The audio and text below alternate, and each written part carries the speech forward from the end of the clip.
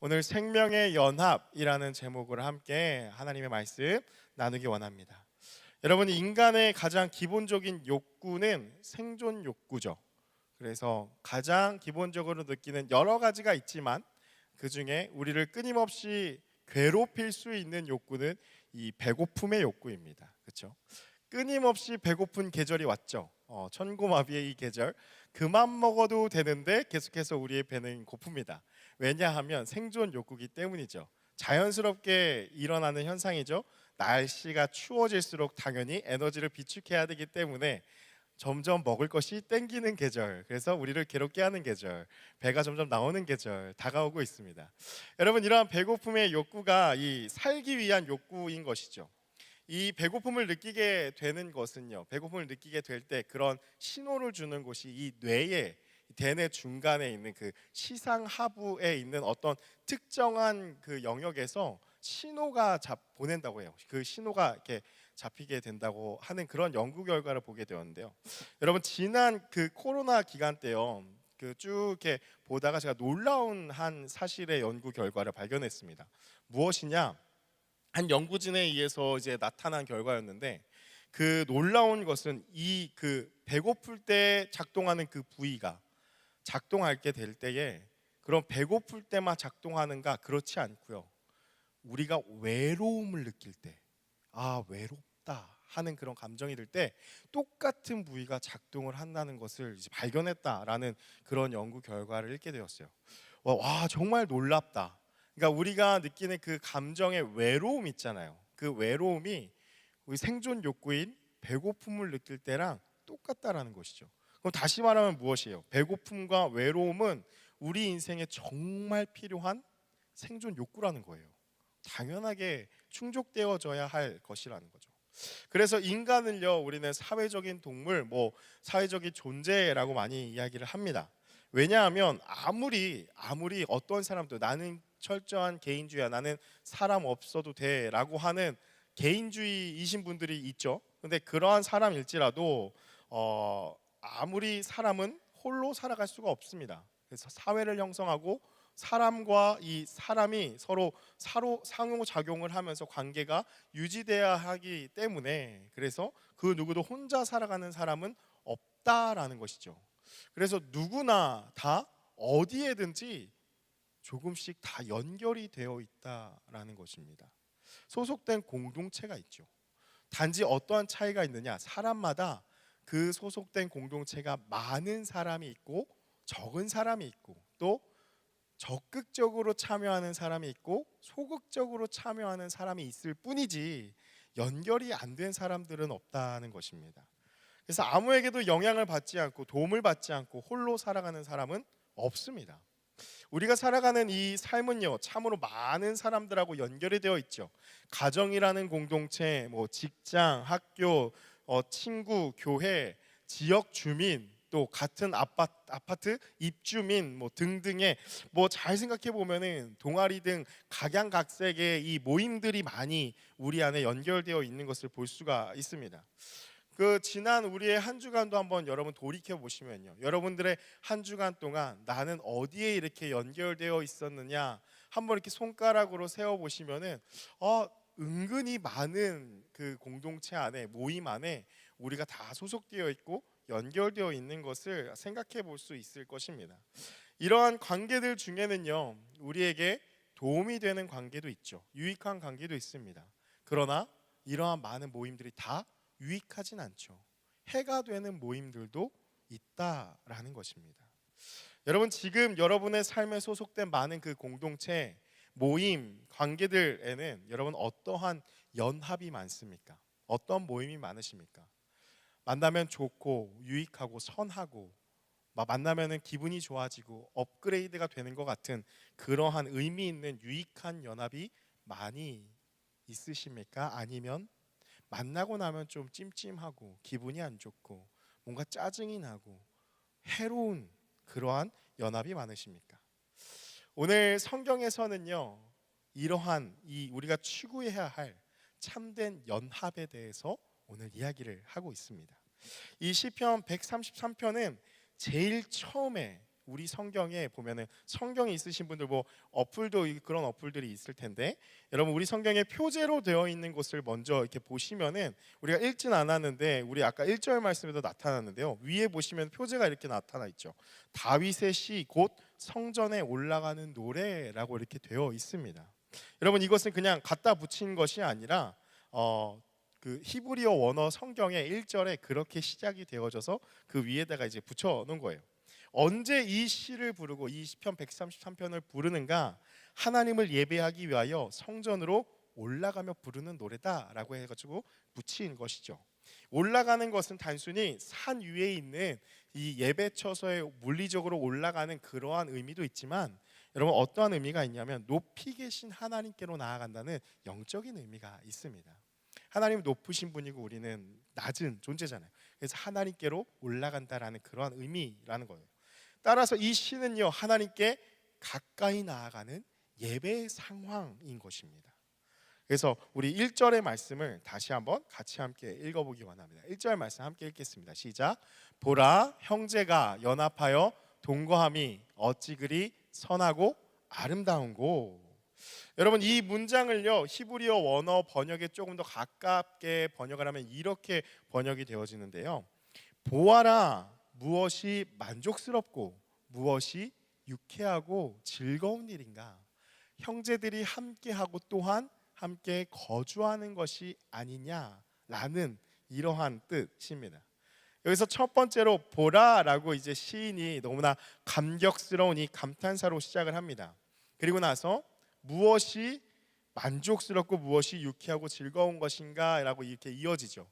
무엇이 만족스럽고 우리 지난 시간에 얘기했던 바로 토브라는 단어입니다. 그래서 무엇이 가장 좋고 근데 이 좋다가 뭐였죠? 보시기에 좋았더라 할 때 쓰여진 단어 토브라는 단어인데 여러분 그냥 기분이 좋다 뭐가 충족되어서 좋다 이런 의미가 아니라 했죠. 단순히 그런 의미를 뛰어넘어서 모든 것이 만족스러운 조금이라도 결핍이 없는 상태 완전한 상태 그러한 것을 이 토브라는 단어라고 이야기를 해드렸죠. 그래서 보시기에 좋았더라 할 때 쓰였던 그 좋다라는 것을 여기에 쓰면서 어떠한 것이 무엇이 가장 만족스러운 것이냐라고 묻는 것입니다.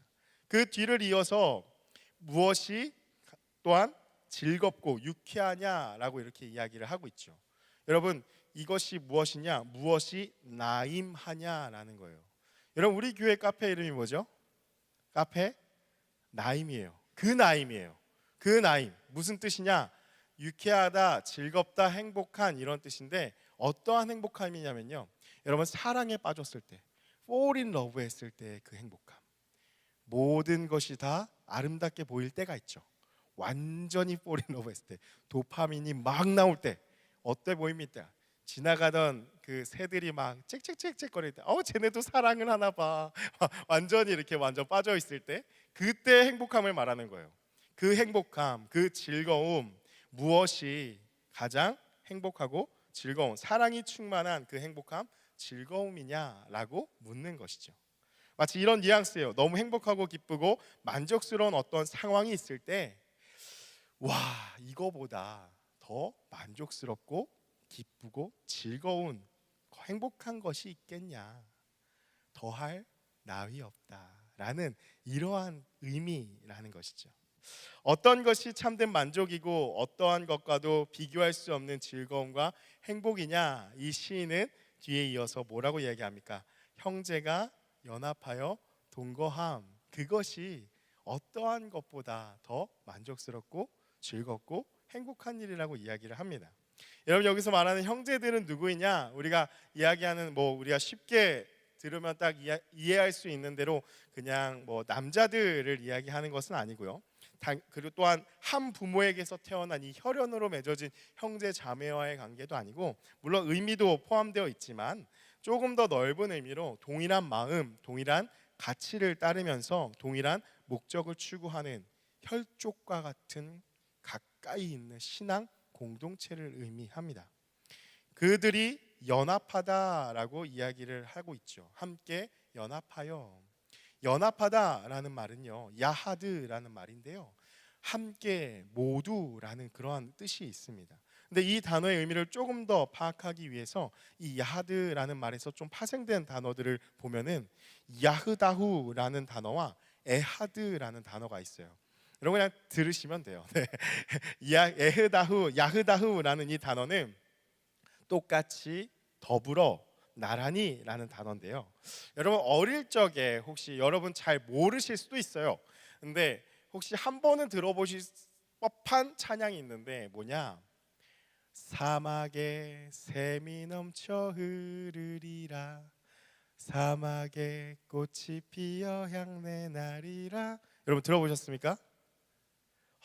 여기서 이렇게 차이가 나는군요. 저도 모릅니다. 네. 이 찬양이 있습니다. 주님이 다스리는 그 나라가 되면은 사막이 꽃동산 되리. 가사를 한번 잘 보세요. 사자들이 어린 양과 뛰놀고, 될 수 있을까요? 어린이도 함께 뒹구는 참 사랑과 기쁨의 그 나라가 이제 속히 오리라. 이스라엘 이 민요로 알려진 이러한 찬양, 작자는 누가 어디서 나왔는지 몰라요. 근데 너무나 유명한 중요한 찬양이에요. 어디서 나왔는가? 이사야 11장 6절에서 8절의 말씀입니다. 우리 같이 함께 읽어볼게요. 천천히 한번 의미를 생각하면서 같이 함께 읽어보겠습니다. 시작. 그때에 이리가 어린 양과 함께 살며 표범이 어린 염소와 함께 누우며 송아지와 어린 사자와 살찐 짐승이 함께 있어 어린아이에게 끌리며 암소와 곰이 함께 먹으며 그것들의 새끼가 함께 엎드리며 사자가 소처럼 풀을 먹을 것이며 젖 먹는 아이가 독사의 구멍에서 장난하며 젖된 어린아이가 독사의 굴에 손을 넣을 것이라. 아멘. 여러분 상상이 되십니까? 말씀 한번 다시 한번 보여주시면요. 6절, 7절, 8절 6절 말씀. 이리와 어린 양 원수 관계잖아요. 그렇죠? 천적이에요. 함께 살며 표범과 어린 염소 함께 누우며 송아지와 어린 사자 살찐 짐승이 함께 있어 어린아이에게 끌리며 어린아이들이 막 그냥 사자를 끌고 다닌다라는 거예요. 또 암소와 곰이 함께 먹어요. 그것들의 새끼들, 여러분 그 동물의 왕국 같은 거 보시면은 새끼를 보호하잖아요. 왜냐하면 호시탐탐 새끼를 물어가거든요. 먹으려고, 약하니까. 근데 새끼들이 함께 엎드려요. 사자가 소처럼 풀을 뜯고요. 젖 먹는 아기가 아장아장 걸어다니는 아기가 기어다니는 그 아기가 뱀하고 코브라하고 장난치고 노는 거예요. 상상이 되십니까?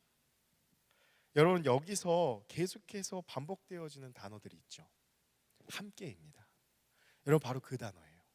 이 야흐다후라는 이 단어가 바로 여기에 쓰였어요. 똑같이 나란히 함께 동등하게 위아래가 없이 그렇게 함께 뒹구는 그러한 모습이라는 거죠. 여러분 어떤 모습이죠? 완전한 평화입니다.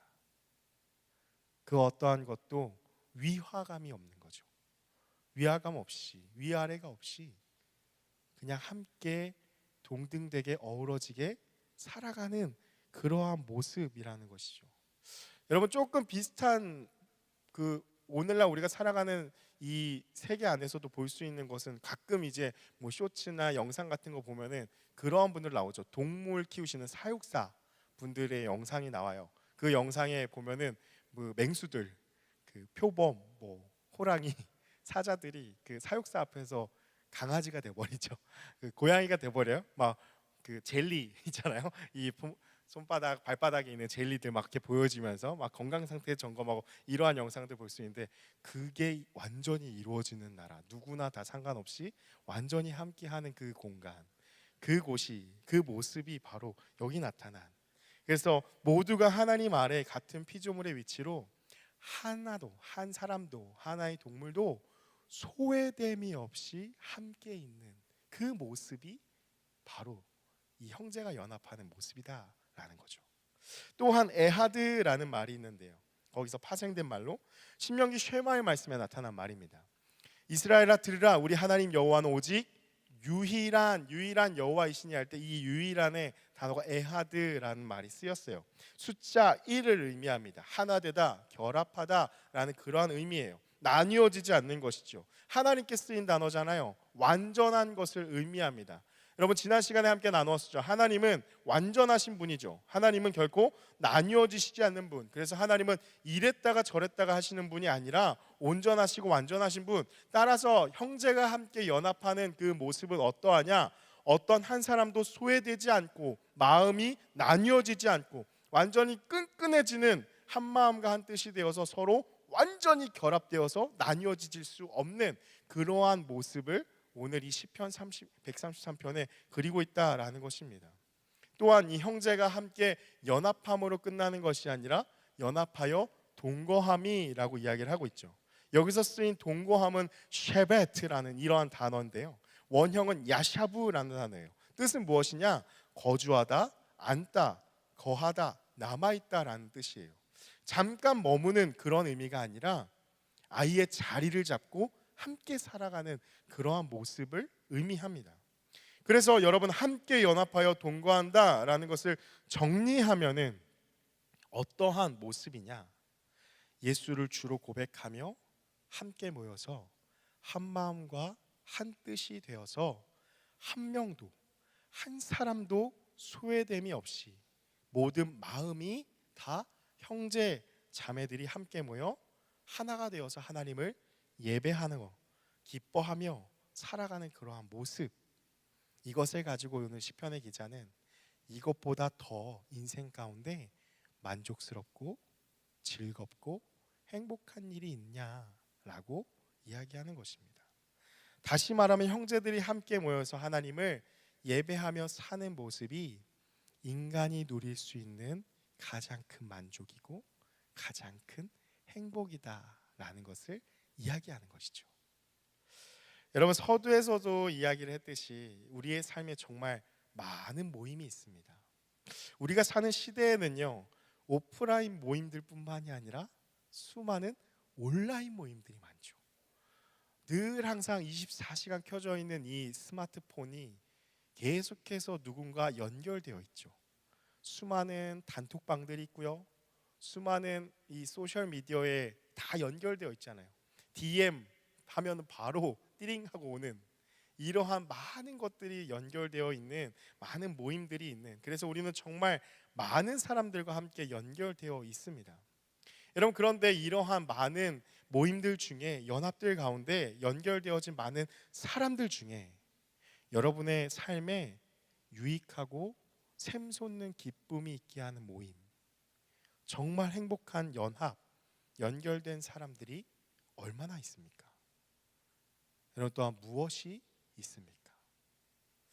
되게 많은 죄 많은 사람들이 모이는 모임들은요, 사람이 많이 모이게 되면, 자주 모이게 되면은 친해지고 끈끈해지게 되면 그 결과값이 어디로 가느냐? 죄악으로 향하게 됩니다. 유익한 모임으로 남는 모임은 거의 없습니다. 예수를 믿는 이가 전혀 없는 모임들을 이야기하는 것이죠. 그러한 모임들을 보면 특징들, 같이 막 연합하고 끈끈해지고 친해지는데 결론은 항상 악을 향하여 달려가는 그런 모임들이 많다라는 거예요. 달콤한 그 죄의 유혹들이 도사리고 있고요, 그것에 넘어지게 되면은 그때부터는 헤어나올 수 없는 그런 비참한 삶으로 끌려다니게 된다라는 것이죠. 로마서의 말씀이 바로 이것을 드러냅니다. 로마서 1장 28절에서 32절까지의 말씀인데요, 우리 천천히 같이 함께 읽어볼게요. 시작. 또한 그들이 마음에 하나님 두기를 싫어하며 하나님께서 그들을 그 상실한 마음대로 내버려 두사 합당하지 못한 일을 하게 하셨으니 곧 모든 불의, 추와 탐욕, 악의가 가득한 자요, 시기,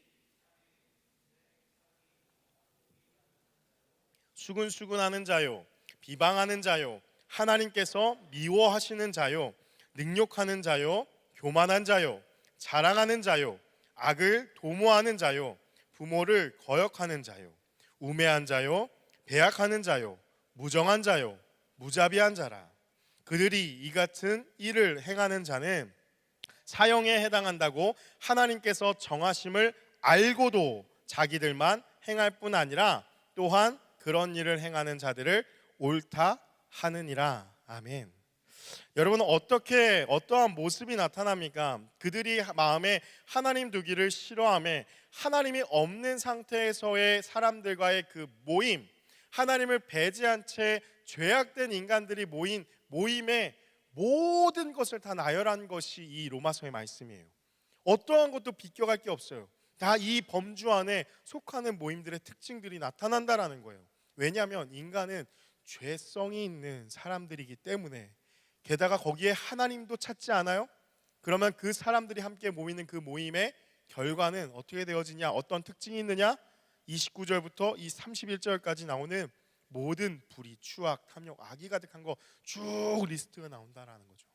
그러한 모습으로 다 귀결되어지는 모임들이 나타난다. 그것이 결과들이다라고 이야기를 하는 것입니다. 그런데 그 일을 개인적으로만 하고 딱 끝나는 것이냐? 아니죠. 32절의 말씀 한번 다시 보여주시면요, 32절에 이렇게 기록을 하고 있습니다. 그들이 이 같은 일을 행하는 자는 사형에 해당한다고 하나님께서 정하심을 알고도, 안다라는 거예요. 32절 말씀 한번 보여주시면요, 네, 자기들만 행할 뿐 아니라 또한 그런 일을 행하는 자들을 옳다 하느니라. 혹시 로마서 32절 한 번만 방송실 부탁드립니다. 네, 우리 눈으로 좀 확인했으면 좋겠어요. 아직 안 되셨나요? 네, 로마서 1장 32절. 그래서 잘 보시면은 자기들만 행할 뿐 아니라 또한 그런 일을 행하는 자들을 옳다 하느니라. 다시 말하면 무엇이냐? 나만 하고 끝나는 게 아니라 연합한다라는 거예요. 같이 죄를 도모한다라는 것이죠. 무엇이냐? 악이 함께 힘을 합치는 것입니다. 여러분, 이것이 무서운 죄의 특징이에요. 정말 우리가 조심해야 될 것이죠. 죄는요, 결코 혼자만 딱 짓는, 죄를 짓고 끝나는 경우가 없습니다. 여러분, 같이 합니다. 함께 하는 게 죄의 특징이에요. 어떻게, 죄는 또 어떠한 특징이 있느냐? 그 새를 점점점 크게 만듭니다. 왜냐? 이것이 마귀의 역사이기 때문이죠. 그래서 악도요, 연합을 해요. 모여요. 그리고 나서 마귀의 역사가 행하는 것이 무엇이냐? 하나님과의 관계를 계속해서 떨어뜨리는, 분열시키는 것, 그런 것이 이 마귀의 역사라는 거죠. 하나님과 멀어지게, 하나님이 하나 되게 하신 것을 가르는 것, 그것이 마귀의 역사, 이 죄의 특징이라는 것입니다. 사랑하는 여러분, 여러분이 만나는 온라인으로 연결되어 있는 수많은 모임들을 우리가 영적으로 잘 분별해야 합니다. 우리가 모이는 그 모임들이 어떠한 특징들이 있는지, 어떠한 결과값으로 가고 있는지를 잘 분별해야 한다는 것입니다. 어떤 사람을 만나는 것, 어떤 사람들과 함께 모이는 그 모임들을 통해서요, 여러분이 어떠한 영향을 받게 되는가, 어떤 영향을 주고 있는가를, 이 영적인 분별력을 가지고 잘 판단해야 한다는 거예요. 왜냐하면요, 사람은요, 사람에게 다 영향을 받기 때문입니다. 어떤 모임을 내가 함께 하고 있는가, 이것을 잘 점검해 봐야 한다는 거죠. 그래서 여러분, 무조건 함께 모이는 것이 다 좋은 것이 아닙니다. 잘못된 모임, 유익하지 않은 모임, 악으로 향한 모임들이 있다라는 것이죠. 그렇다면 어떤 것을 모임의 기준으로 삼아야 하는가? 그것은 하나님과의 연결이 되냐 되지 않느냐로 잘 삼아야 한다라는 거죠. 여러분, 어떤 모임을 한 뒤에요, 어떤 사람들을 만나고 난 뒤에 이러한 마음이 들 때, 예배를 좀 드리기 싫은데, 교회에 나와서도 마찬가지예요. 여러분, 예배를 좀 드리기 싫어져요? 어떤 모임 때문에 예배를 완전히 드리지 못하게 돼요? 그 모임 때문에 하나님과 멀어지게 돼요? 결코 그것들은 선택해서는 안 되는 모임이죠. 왜냐? 생명의 근원이신 그 하나님과 분리시키는 모임이기 때문이에요. 어떤 모임이 있어서 예배를 못 드리게 된다, 여러분 잘 분별하셔야 합니다. 그것이 어쩌다가 한 번이니까 괜찮겠지, 뭐 그럴 수 있습니다. 그런데 그것이 정말 내 삶에 본질적으로 중요한 모임이냐 그렇지 않느냐 잘 분별해야 됩니다. 왜냐하면 악은요, 조금이라도 틈을 주면 그 틈을 비집고 들어와서 완전히 하나님과 멀어지게 만들기 때문이죠. 그래서 우리가 깨어서 항상 있어야 하는 그 이유는 무엇이냐? 하나님과 멀어지는 것은 사망의 길, 그 죽음의 길로 향하게 하기 때문에 생명의 길로 나올 수 있는 하나님과의 연합을 계속해서 사모하고 가야 한다라는 것입니다. 우리가 힘써 모여야 하는 그 모임은 어떠한 모임인가? 정말 목숨을 걸고 지켜야 할 모임은 어떠한 모임인가? 바로 하나님을 예배하는 모임이라는 거예요. 하나님을 높이는 모임, 하나님을 찬양하고 기도하는 모임입니다. 여러분, 이 메시지는요, 단순히 여러분 예배 잘 나와야 한다고, 여러분 교회 잘 나와야 한다고 그렇게 여러분의 출석 체크를 격려하는 그러한 메시지가 아닙니다. 왜 그러느냐? 여러분, 당연히 자신이 해야 할 일을 하지 않으면서 교회에만 하루 종일 있는 것은 옳지 못합니다. 그냥 변화산의 그 제자들과 같이 여기가 좋사오니 하고 머물러서만 있으면 안 됩니다. 왜냐하면 교회의 본질, 교회의 특징은 모였으면 흩어져야 하기 때문이죠. 예수님께서 명령하신 지상 명령 있잖아요. 가서 모든 민족으로 제자를 삼아야 하는 그 명령이 우리의 부르심 가운데 있기 때문에 모였으면 또 흩어지고 또 다시 모이고 이것을 반복해야 하는 것이 건강한 교회의 모임이라는 거죠. 여러분, 하나님을 예배하는 모임이라는 것은 무조건 모이면 된다, 예배하면 된다 이러한 것이 아니라, 또한 예배하는 모임이다라고 하면 우리가 생각하기에 어떤 형식적인 것을 많이 생각하기가 쉽죠. 근데 하나님을 예배하는 모임이라는 것은 어떠한 모임이냐면요, 바로 함께 모였다 하면 하나님을 찬양하는 거예요. 여러분, 제가 학창 시절에 정말 하나님의 은혜를 주셔서 귀한 기억들이 몇 가지를 갖고 있는데, 그냥 교회가 늘 항상 그 지역 사회 안에서 되게 그 교회 주변으로 모든 생활권이 형성되어지는 그러한 곳이었어요. 그러다 보니까 교회 주변에는 많은 교인들이 살아요. 그러다 보니까 자연스럽게 교회 친구가 곧 학교 친구고, 그 교회를 늘 항상 지나다니면서 어디 식당을 갈 때나 어디 만나러 갈 때 늘 항상 교회를 왔다 갔다 하게 되는 그러한 곳에서 자라났어요. 그러다 보니까 교회를 자연스럽게 주중에도 갈 일이 많았죠. 그냥 늘 항상 교회를 내 집 드나들듯이 하루에도 몇 번씩 왔다 갔다 하는 것이 교회였어요. 그런데 그러다 보니까 중고등부 이 시절 때 그렇게 자연스럽게 왔다 갔다 하게 되잖아요. 함께 모이는 그런 형들, 누나들, 친구들, 동생들, 그냥 학교 갔다가 자연스럽게 있으면은 약속한 것도 아니에요. 근데 각자의 그런 예배실, 기도실 함께 기도하고 모여서 그냥 자연스럽게 찬양하게 되는 거예요. 누가 한 사람이 찬양을 해요. 그러면 한 사람이 피아노를 칠 줄 알아요? 그럼 그 사람이 막 피아노를 쳐요. 그러면서 30분, 1시간 그 잠깐의 시간을 보내고 또 학원으로 가고 독서실로 가고 기도하러 가고 그러한 일들을 경험한 것이 있습니다. 여러분, 하나님을 예배하는 그러한 모습, 그러한 형제의 연합이라는 게 꼭 어떤 형식을 갖춰서 예배를 막 드리고 어떤 형식을 갖춰서 기도를 하고 이런 것이 아니라 그냥 함께 모이면 자연스럽게 찬양하는 거예요. 그냥 함께 모이면 같이 기도하는 것이죠. 어떠한 거예요? 그냥 삶을 나누는 거예요. 야, 나 오늘 이런 일이 있었다. 야, 이런 선생님한테, 이러한 교수님한테, 이런 직장에서 이러한 일들이 있었어. 마음 너무 힘들더라. 자연스럽게 우리 삶을 나누게 되잖아요. 근데 거기서 그것으로 끝나는 것이 아니라 그 불평 불만으로 서로 험담해주고 서로 뒷담화해주고 끝나는 것이 아니라 거기서 한 발자국 더 나가는 거예요. 기도해 주는 것이죠. 그래? 야, 우리 같이 좀 기도하자. 그냥 뭐 기도가 어렵습니까? 하나님, 마음이 상했습니다. 들어주세요. 도와주세요. 그 직장 상사 정말 해버리고 싶지만 주님 도와주세요. 그렇게 함께 기도하는 모임이죠.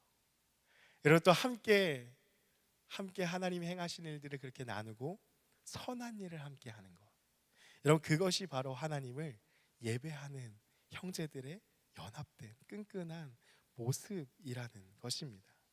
여러분, 이것이 바로 교회의 본질입니다. 여러분, 교회로서의 정체성이 바로 여기에 있는 것이죠. 여러분, 교회와 세상의 동아리와 클럽과 다를 게 뭐가 있습니까? 어떤 건물만 놓고 볼까요? 여러분, 우리 교회 건물도 너무 좋잖아요. 이 동네에 이런 사이즈의 건물 없습니다. 거의 찾아보기 힘들어요. 많은 사람이 모일 수 있잖아요. 근데 이런 건물이 중요하냐? 아니죠. 이 건물 안에서 무엇을 행하는가가 중요하죠. 제가 연휴 때 저희 처가가 인천이어서 갔다 오면서 영종도 이렇게 한 바퀴 돌았는데 여러분 아시죠? 영종도에 어떤 교회가 건물이 팔려서 유명한 빵집이 됐어요. 그래서 그 교회 십자가만 내리고 교회 외형 그대로 있어요. 이렇게 그 종탑 모습이 있고 갈색 벽돌로 이렇게 지어진 건물 그대로 있어요. 근데 그 안에는 빵을 팔아요. 카페가 됐어요. 어떠한 장소가 중요한 것이 아니라 교회됨의 본질, 교회됨의 정체성은 함께 모인 그 교회인 한 사람 한 사람이 모여서 무엇을 행하는가, 거기에 바로 정체성이 있다라는 것이죠. 사랑하는 여러분, 말씀을 마무리합니다. 여러분이 하나님이 주시는 이 마음을 품었으면 하는데요. 여러분, 제 안에는 하나님이 주신 이 꿈이 있습니다. 어떠한 꿈이냐? 하나님이 기뻐하시는 것, 하나님이 원하시는 것이 무엇일까요? 우리 인생 가운데 하나님이 기뻐하시고 하나님이 원하시는 그 모습은 바로 이 교회됨을 회복하는 것이 하나님이 기뻐하시는 모습이라는 것입니다. 이 교회됨을 함께 회복하며 그 교회를 세워나가는 것, 그것이 하나님이 원하시는 꿈이라는 거예요. 그 하나님을 예배하는 것, 그 하나님을 중심으로 함께 모이는 것, 그 하나님 앞에 기도하는 것, 그 하나님 앞에 함께 모여서 선한 일을 계획하고 선한 영향력을 미치며 함께 모여서 하나가 되는 것, 그것이 바로 하나님께서 우리에게 원하시는 아름다운 모습이라는 것입니다. 여러분, 어떠한 모습입니까?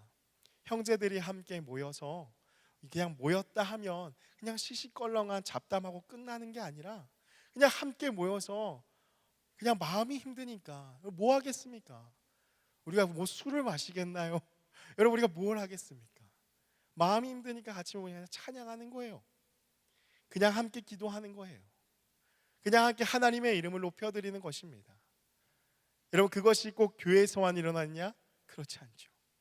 우리의 삶의 자리에서 우리가 속한 모든 그 모임 가운데서 하나님을 예배하는 거예요. 하나님을 예배하는 것, 어떠한 형식이 아니라 그 삶의 자리에서 하나님을 높이는 것입니다. 하나님, 주님을 찬양합니다. 좋은 날씨가 있어요. 하나님, 이러한 날씨 허락해 주셔서 감사합니다. 하나님, 오늘 너무 시원하고 좋네요. 이러한 날씨 허락해 주셔서 감사합니다. 지나가는 새를 봤을 때 하나님, 저 아름다운 새를 지어주셔서 감사합니다. 이러한 찬양의 고백들, 또한 우리 직장에서, 또 학교에서 친구들과의 만남 가운데서 여러분 무엇을 하시겠습니까? 불평, 불만과 우리 마음에 힘든 괴로움이 올라올 때에 그럼에도 불구하고 나를 이 자리에 있게 하신 그 하나님 앞에 감사의 고백을 드리는 것, 하나님 감사합니다. 그래도 내가 건강한 육체로 일을 할 수 있게 하시니 감사합니다. 하나님, 그래도 직장 상사가 나한테 욕을 하는데 하나님, 그 욕을 들을 수 있는 귀, 청력을 허락하여 주셔서 감사합니다. 귀를 차라리 닫아주셨으면 좋았겠지만 욕을 안 들어서 좋았겠지만 하나님, 잘 볼 수 있는 시력 주셔서 감사합니다. 여러분, 이것이 예배입니다. 함께 모여서, 형제가 함께 모여서 연합해서 이렇게 하나님을 높이는 것, 그 예배, 하나님이 기뻐하시는 예배입니다.